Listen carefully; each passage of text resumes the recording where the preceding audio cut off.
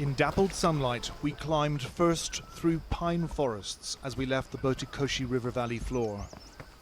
The stunning scenery's deceptive now, though, since the quake. Look closely, and tragedy reveals a terrible beauty.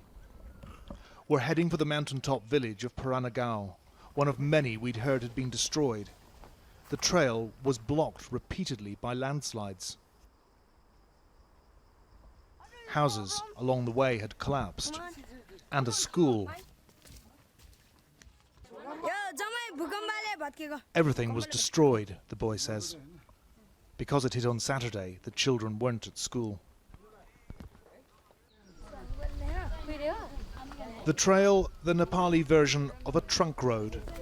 For the first time since the quake, some relief aid was delivered yesterday in the small town at the bottom of the mountain.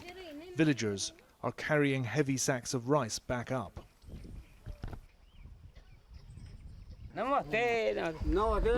That's where we'd met Ram Bahadur, who'd sent his son back down the mountain to guide us up this morning. It's a tough old climb, but it's not remote by Nepali standards. Well, I'm relieved to say that after 1.5 hours straight up, we have finally reached the village of Paranagao, and Ram Bahadur's house is just down here.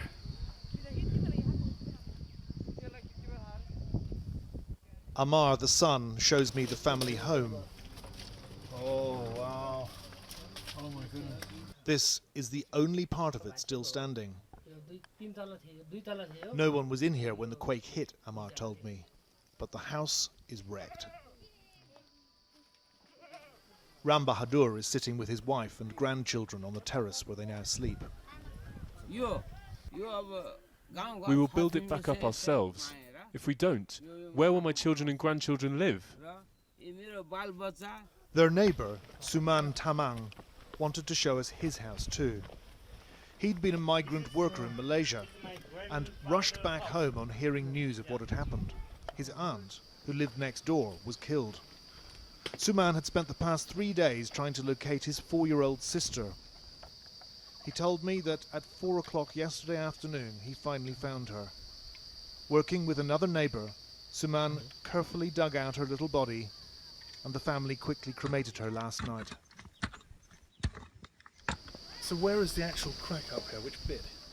Then Suman told me something about their mountain which renders rebuilding Paranagao impossible. It's very big crack. It's all over there. It's mountain.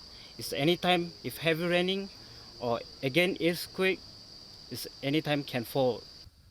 The discovery of the gaping fissures dealt a particularly cruel blow to Paranagao, now too dangerous to live in. Ram Bahadur's determination to rebuild, a wistful fantasy.